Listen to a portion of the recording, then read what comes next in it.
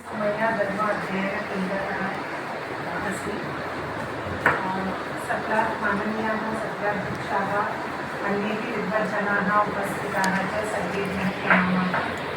मम शोधनिबन्धं तु आङ्ग्लभाषायां वर्तते, अतः अहम् आङ्ग्लभाषायाम् एव अधुना वदामि। The topic which I have selected is the analysis of the story of Dr. one of the minor divinities from the Vedic literature. It is revisiting or re-examining the narratives related to this deity. When we are studying or analyzing narratives, the narratives always have some specific purpose. There is a particular context in which the narrative is narrated, and especially when we are looking at the Vedic literature, the narratives also carry the functional value. Whenever we are looking at the narratives, there are certain questions that we need to address, like why a story is being told, who is the intended audience for this story, what is the context of the narrative, and is there any symbolism that is involved in the narrative. So these are some of the parameters that I will try to analyze even through the story of Dr. The objectives for this examination or this analysis are how the vinyoga of this narrative, Dr. narrative, the vinyoga of the story in the Brahmana literature, what do we exactly find over there? What is that context? What is the domain for that? Then we will try to understand, is there any significance of the association of Dr. with the demon Vala and the deep well? These are two important ideas that will reoccur in the stories. And also a review of the changes that we observe in the treatment given to this Akhyana, starting from the Vedic era up to the Puran. These are some of the places I hope you are able to see it. We find the story in Veda, Atharva Veda, Brahmana literature, Mahabharata, Shalya Parva, Skanda Puran, Prabhasa Khanda, Bhagavad Puran, Dashama Skanda, and Katha Saritsa. These are the main references where we get reference to the Trita. I am not going into all the details of the literature review. There are some scholars who have already tried to deal with this Akhyana. I have mentioned some of them, but the approaches that they have taken are not exactly what I am looking at, because some of the authors have tried to explain the connections of Trita with the Avestan Taika Akya or Trayota. So those Avestan or Indo-Iranian deities, that connection has been dealt with. Lokmanya Tilak has also looked at this Akhyana, but he looks at it from his theory, which is the Arctic home in the Vedas. So that is one aspect that he has discussed. There are few other scholars who have tried to look at the Akhyana to analyze how the transfer of sin, this idea is reflected in the Vedic literature. I am going to look at the variations that we see in the story from Vedic and Puranic, and also how the motive of scapegoat gets associated with Trita. I have put some references for your observation here. For example, if we look at the Rigveda Sutta Mandal 8.47, the Sayana Bhashya already tells us that there is Trita Akya is the deity which is addressed to get rid of, to discard all the bad dreams. Whatever bad dreams we experience, Trita Akya deity is used to discard those bad dreams to Trita. So usually Nivruti is another minor divinity in Vedic literature, but Nivruti is worshipped because she is a maleficent deity, furious deity, and we want to have protection from her wrath. But in case of Trita Apya, it is also a minor divinity, but all our bad dreams and ill omens are discarded or transferred to Trita Apya and the abode of Trita Apya. The features of Trita Apya in Vedic literature are very obscure. Sometimes he performs the same deeds as have been performed by Indra. Sometimes he is the Sakha, he is the associate or supporter of Indra in killing Vritra, in killing Vala. So the clarity of his characteristics are not there, but there is always association of Trita Apya with the demon Vala, and his abode is considered to be a secret, far away abode, where people pray that all our ill omens should go to that secret place and they do not return to us. In Atharva Veda, again, you can see there is a mention that Trita Apya should be invoked so that whatever are our sins, whatever are the bad omens, we get rid of them to Trita Apya. It is transferred to Trita Apya and we are safe, we are secure. That is the reference to Trita Apya even in Atharva Veda. When we look at the Viniyoga of this Akhyana in Brahmana literature, Jaininiya Brahmana I will refer later in the slides, but at Jaininiya Brahmana it is very clearly mentioned that Trita Akhyana or the invocation to Trita is to be done by those who want help in distress, because Trita is the one who was rescued from his struggle or from his distress that he experienced.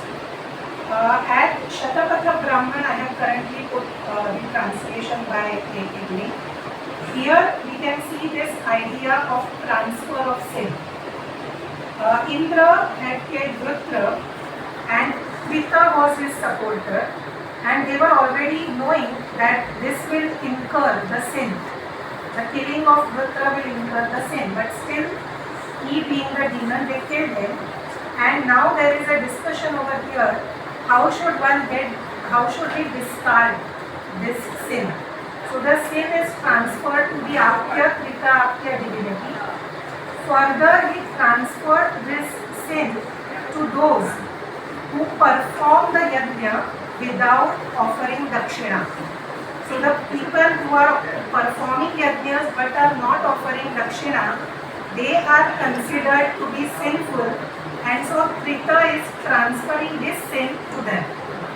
Here we can also see the ideas, how each society is having ideas about ethics, morality, what is considered sinful and what is not. The similar thing you will observe in the Taittiriya Brahmana, where there are multiple references to whom the sin is transferred. Initially, the gods or the officiating priest, they crushed the grains, and crushing the grains is also considered as a violent act. So they incurred the sin. Now this sin has to be transferred to somebody. It will be transferred to the Trita Apya. Further, Trita Apya will transfer it. Trita Apya will further transfer it to the man who is sleeping even after the sunrise. Then it will get transferred to the man who sleeps before the sunset. Then it will get transferred to the man who has ugly nails and ugly teeth. Then it gets transferred to the man who marries a woman whose elder sister is still unmarried. Then it gets transferred to the man who marries while his younger brother is unmarried. Then it gets transferred to the murderer of a man. Finally, it is transferred to the murderer of a Brahmin, and that is considered as the highest sin, so it doesn't get transferred thereafter. We can see the hierarchies, how the socio-ethical reflections are there in this idea of transfer of sin. But the initial divinity is always Trita. Now this, when we come to Jaimini of Brahman, as I already mentioned about it, here actually we get the story that these are three brothers. Ekata, Dvita and Trita, these are the three brothers. Ekata and Dvita, the elder brothers, they are tricking, they are kind of playing the trick with Trita because they want to get all the cattle with them, which they have collected from Dakshina, and all of them are thirsty. So they ask Trita to get into a deep well. They all quench their thirst, but they don't help Trita to come out. They go away with the cattle. Now Trita is in the well and he is worshipping different divinities, mainly Parjanya, who comes for the help, and with his Indu or Bindu, with the stream of flow, Trita is uplifted. He is rescued from the well. Now this is what we get in the Jaimini of Brahma. When we look at the further variations of the story, what we observe when we come to Mahabharata, Mahabharata has exactly the same story, but the context now is the glory of Udapana Tirtha. There is a discussion going on by sage Vaishampayana and others, where Udapana Tirtha is being discussed, and in that context the story appears. Details are almost same, but the gods that he worships, now they are named as Bruhaspati and few other divinities. And here it is not just Parjanya, but the flow of Saraswati that comes for the rescue and it uplifts Trita from the well. Further now Trita is cursing the brothers Ekata and Dvita to be born as the fierce wolves with sharp teeth. So Trita in a way is reacting to whatever bad has happened to him. So the character of Trita is now slightly changing over here. Similarly, when we come to Skanda Puran Prabhasa Khanda, now the slight differences again in the story. They are not all divinities here, they are princes. Similar story that they have gone to Prabhasa Kshetra, etc. The Ekata and Dvita trick him. They make Trita to go into the deep well and they do not help him. Trita is now performing Manasa Yajna with Baluka Homa, which is a very frequent, these type of worships are very frequent in Puranic stories. So that Puranic touch we can see in the narrative again. And now when Trita is uplifted with the stream of Saraswati, again the Tirtha becomes important. This is the Trita Kupa that is very important. And it is one who takes bath at this place, he attains the merits of performing Ashwamedha Yajna. So this is a regular style of Puranic narratives that we observe over here. I would like to add one more reference which is from the Katha Saritsagara, which is a collection of stories, both moral as well as social, reflecting social life. Here now there is no name similarities not there. Trita, Ekata, Dvita are not mentioned. But again there are three brothers. The earlier elder two brothers have jealousy or envy towards the younger brother. Again they trick him, go into a deep pit and they cut his hands and legs. But here Trita is shown as a very virtuous, a very simple person who is always devoted to his elder brothers. He is never angry to them. He has no jealousy for them. Therefore, his arms and legs are automatically revived by the grace of God. Now the context has completely changed from religious to a social context because it is being held in the Katha Saritsagara. So when we look at the journey of this story through different eras, we can see how the narrative is taking different shapes and the context is different. Now the last point which I would like to explain is in many ways Since the Vedic times, Krita has been associated with demon Bala. Now Bala is many a times described also like Vrutra, Ahi, or it can also mean enclosure or cave. In all the narratives we have already seen that Krita was always associated with a deep, dark well. So Bala can probably also signify that dark cave or a dark pit from which Krita is rescued, rather he is uplifted, he ascends and he gains knowledge.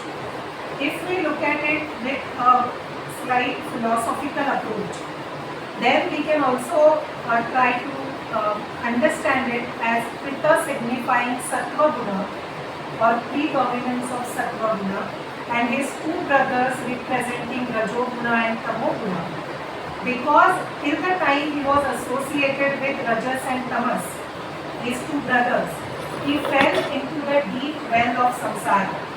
But when he meditated, he struggled, or when tapas comes into the picture, he is uplifted and he gains it is a transformation of truth. We can have certain parallels.